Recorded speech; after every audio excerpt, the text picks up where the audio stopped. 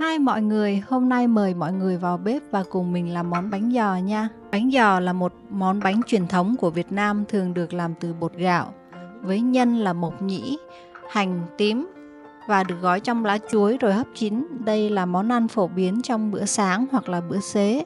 Ở miền Nam thì bánh giò đôi khi là có thêm trứng cút hoặc là trứng muối. Ở một số nơi thì bánh giò sẽ được ăn kèm với chả lụa, dưa chua để tạo nên hương vị đặc biệt. Và hôm nay nhân dịp có người bạn thân của mình đến chơi thì bạn của mình cũng là đang làm kinh doanh bánh giò, sẽ hướng dẫn cho mình từng bước một để làm. Cắt những cái rìa đi. Cái rìa nhưng mà cái size nó phải tầm 20 cm đó. Size nó ít nhất cũng phải đủ 20 cm à? Nếu mà không biết gói thì mình phải to to một tí. Nhưng mà bình thường là để 20 cm, hơn 20 cm. To hay nhỏ như nào thì còn phải nhìn theo lá nữa. Lá mà nó không bị rách thì mình cắt to, còn lá là bị rách thì mình cắt theo cái vết rách của nó. Như cái lá này nó bị rách rồi.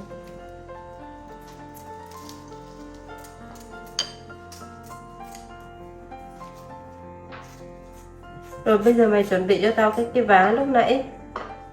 Một cái vá Với 3 cái thìa. với 3 cái thìa.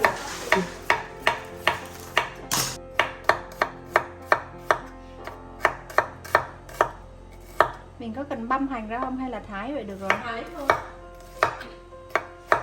Tại vì cái nữa mình phi lên thì nó cũng xèo xèo ra mình. Tầm tầm đấy thôi.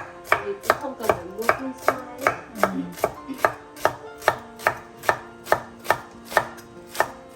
Gốc hành trắng này với cái này là mình sẽ để dành để xào với thịt ha.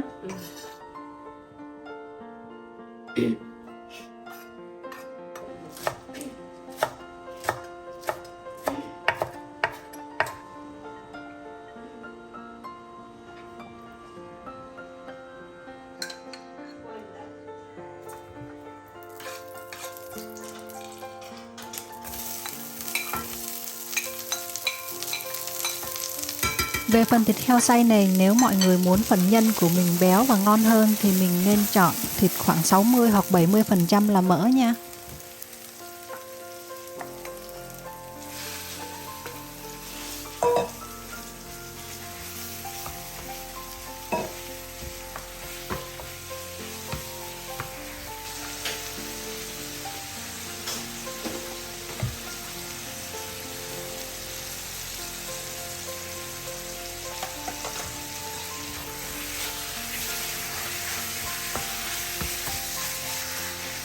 Thôi đúng không?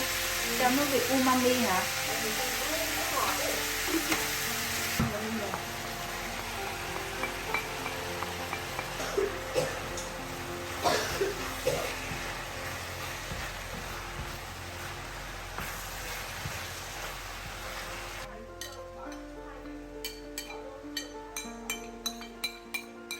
Bây giờ tao làm sao? Tao Bây bỏ giờ vào nha, đây bao nhiêu? cái này là 700ml đúng không? Bỏ 700ml vào đây. Bỏ 700ml nước vô đây. Bật mát luôn. Cái này để sôi thôi mà, thôi là bỏ tầm 1-2 thìa mỡ vào. Mỡ heo á hả? Vâng ạ.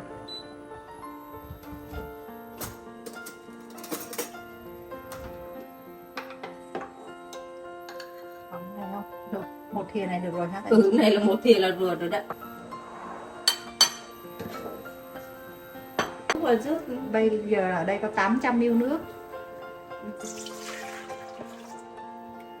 Đây là bột bánh giò pha sẵn, cắt ra bỏ vô luôn.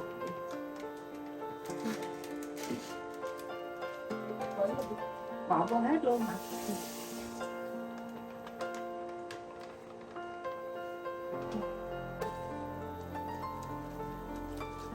nhẹ nhẹ.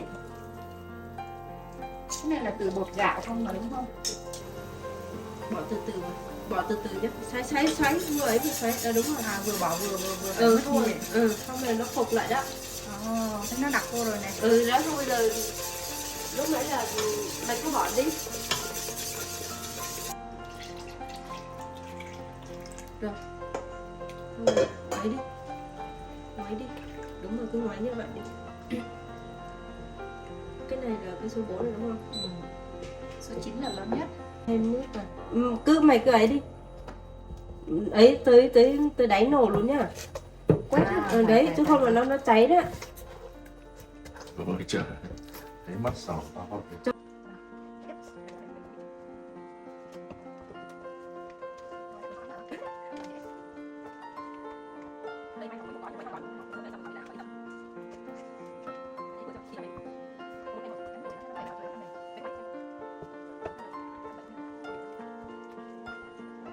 Cái hiệu nào mà không có một cái tay của xoắn một kiểu.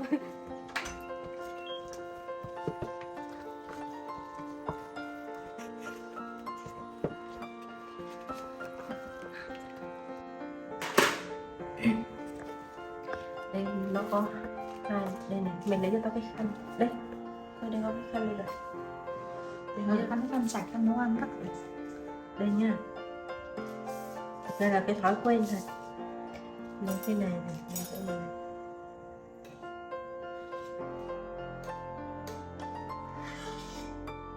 Móc một môi, vớt nó xuống đây, cho đỏ.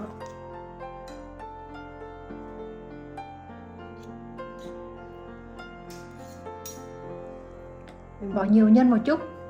Đây, nữa không? Nữa.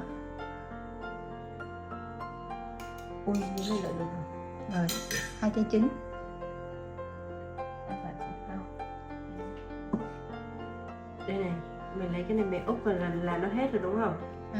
Xong bên này.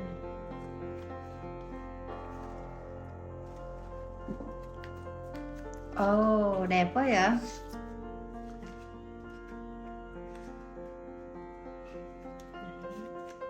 Đường cái bánh này thấy chưa? Gói nhanh quá hả? Đâu có khó. Nhìn mày làm dễ dàng quá. Đúng là bạn tôi. Trời Ba đời gói ba bánh. bánh. Đây. 3 đời làm bánh. Đây quay cẩn thận nhé. Tại vì cái này nó hơi hết thiêu lá nên là mình phải lót mấy cái này vào cho nó cảm giác của bánh Là dày lá ấy. lành đùm lá rách hả? Cho Lá rách cái bánh nó dày. là bạn tôi. Đây nha. Cái này lá nó hơi nhỏ rồi.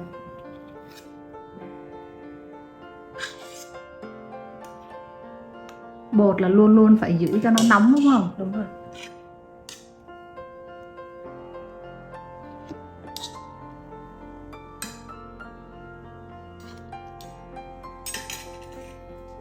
Một cái, hai cái. 2 cái trứng đi. Rồi, ở đây nó thiếu đúng không? Ừ. Đây, này. Úp nó vào đây.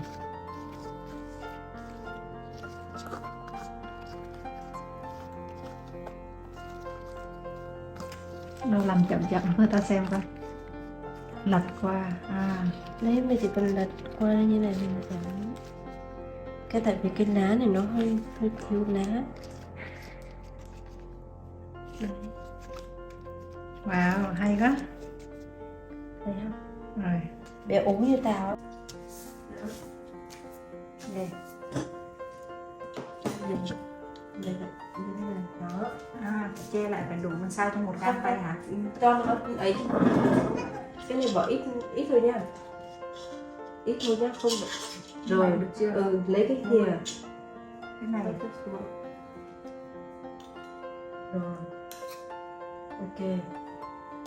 Gọn như là Bỏ lên đặt chính giữa này đúng không? Tẻ nó ra làm đôi. không cần phải tẻ ra, cứ dí vào giữa là được.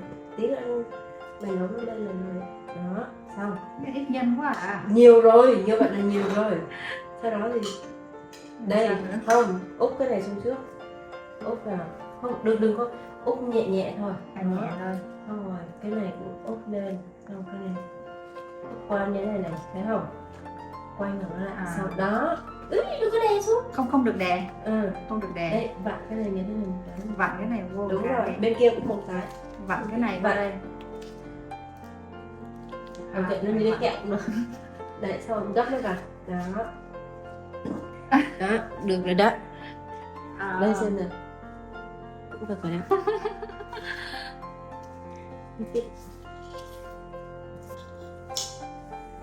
Cái đầu tiên môi bột bột như vậy. Đấy, nhưng mà phải lấy cái Đúng rồi, đúng rồi, đúng rồi. Rồi. Đừng có tham quá tí là cái bánh to à. Rồi như thế là được rồi. Đó. Được rồi, được rồi. Đúng rồi, đừng có tham. Rồi bạn đóng cái này trước. Không. phải đóng vào bên trong này trước. Ok. Tại vì mày ăn bát thơm nên là phải đóng bên trong trước. Ok, đóng bên trong này trước. Không được đè cái bánh. Đừng có làm sao đây đâu. Đậy hơi thôi. Rồi. Rồi đó. Đến đây đúng không? Vặn cái này. Đúng rồi, gấp từ dưới gấp lên đó. Ok, xong bên này nữa từ dưới gấp lên. Đúng rồi đó. Xong rồi bẻ ra đằng sau. Đúng rồi. Không, cứ từ từ thôi. Đấy, nó kiểu nó chưa được đẹp thôi nhưng mà cũng được rồi.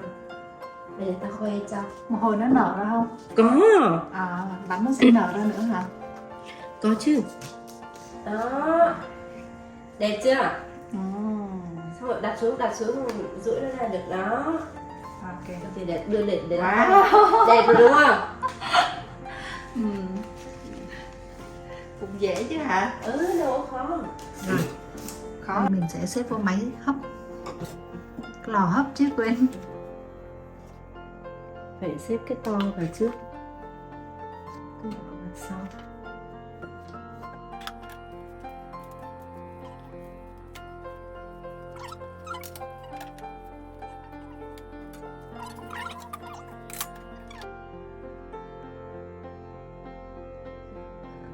Được rồi. Hấp sẽ đắp 1 tiếng đúng không? Hấp 100. sau 30 phút mình sẽ đắp lại tiếp, là hấp 1 tiếng tròn. Ok. Cái Thực ra là đúng rồi. Đó, trời ơi, gắp được một cái bánh đẹp quá.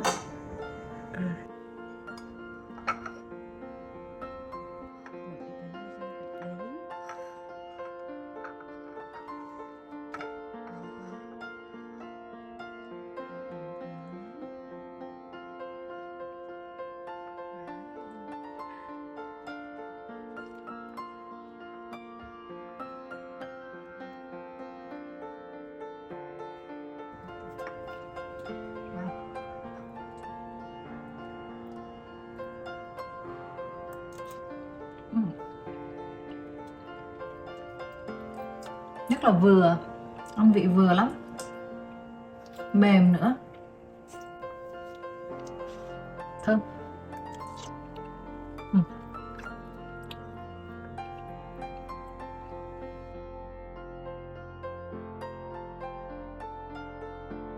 Cảm ơn các bạn đã theo dõi video. Đừng quên nhấn like, chia sẻ và đăng ký kênh để ủng hộ mình. Nhớ xem những show mới và trước đây trên kênh Mẹ Trẻ, Bố Già.